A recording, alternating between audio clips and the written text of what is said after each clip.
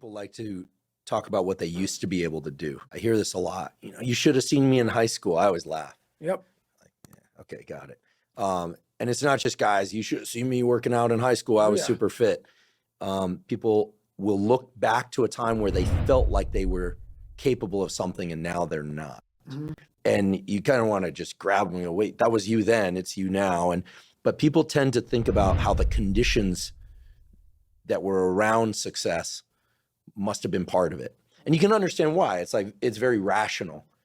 I was in that situation, I was successful. I'm in this situation, I'm not.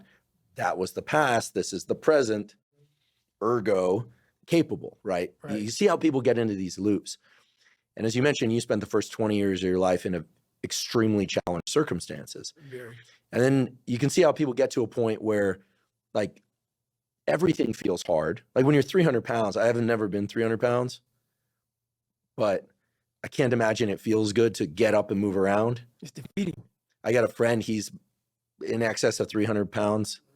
We've been trying on him for years, but no win. And he's got crazy psoriasis on the back of his calves. And he actually smells bad sometimes because he can't wash as well as he would. He's big. Right. And it pulls on my sympathy. Right. You know, but life is very hard for him and getting worse. He's a young guy with a lot of medical issues now for obvious reasons. And so I think people like that think, well, it's already hard. Why would I make it harder? Your message is a little different and you have the life experience. It's a lot different. You've been there. Mm-hmm. So for me, saying, oh yeah, lose weight, you know, I was a skinny guy who got to be a less skinny guy. So I don't really have a foot to stand on. What do you say to those people who are like, listen, I'm getting up in the morning is hard. Trying to not dissolve into a puddle of my own tears and my own misery is hard. You know how people connect with my book so well? For some reason, God put me in almost every fucked up situation on the planet Earth. So when I talk to people, it's not sugar-coated because I'm not saying it from I was 175 pounds my whole life. I don't say much to those people. Maybe you're a piece of shit. Maybe you want to be nobody. Maybe you're happy exactly where you are, because obviously you are. Maybe you don't have the determination to be somebody better than who you are. And if you want to live with that, I'll support you in that. If you're good with being who you are, that every day you wake up and every day you smell like shit because you can't wash your body well, and your skin's messed up because your health's so bad, and you can't put your clothes on right, you need help with that. You need help, like when I was doing, I need help wiping my ass. That makes you feel good? Nothing I can say to you. If every day you wake up with this, see, people are haunted, but they obviously like horror films because they keep watching the same fucking movie. I don't like horror films. A lot of people like horror films. So I don't say much to them. I say exactly what I said to you, right there, because I was once you. I didn't like horror films, so I changed it. Some people are just, they become, like you said, it gets real small when you're lazy and you're fat. Your will, their will is so small that they don't have any, and you can't give it to them. There has to be something. This is what I'm talking about now, because this isn't a hack. This has to be in you.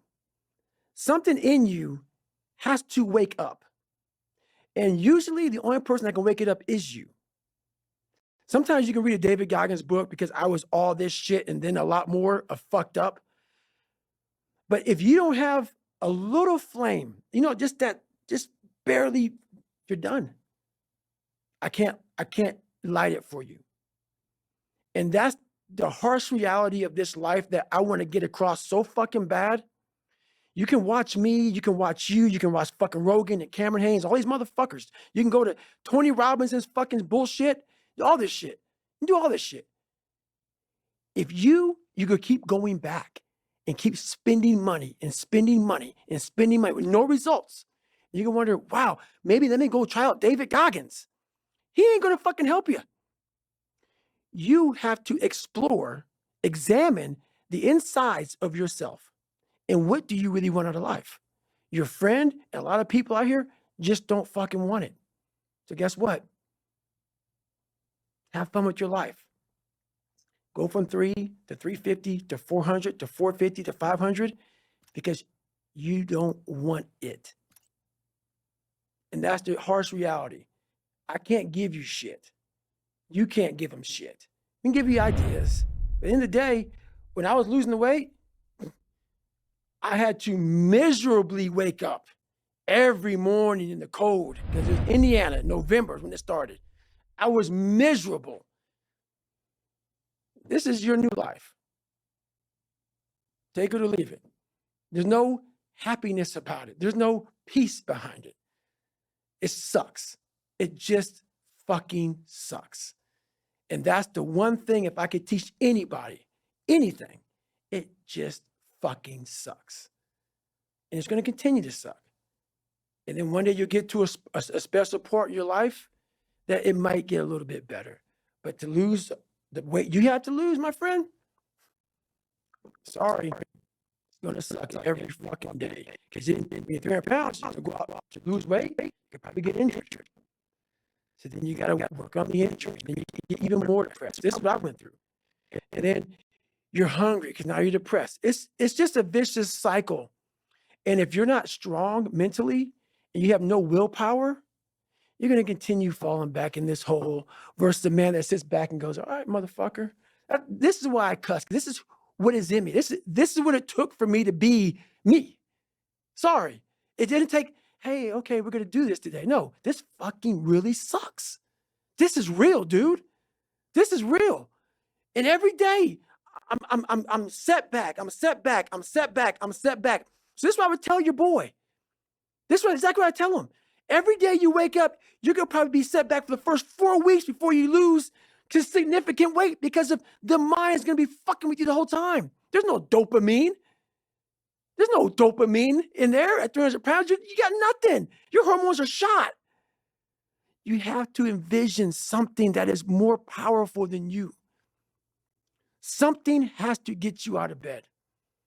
And you have to create it. It has to be false because you're not it. You're a fat piece of shit. And that's the reality of it. So you have to create a false reality to live in that just to get to work on yourself. That's the reality.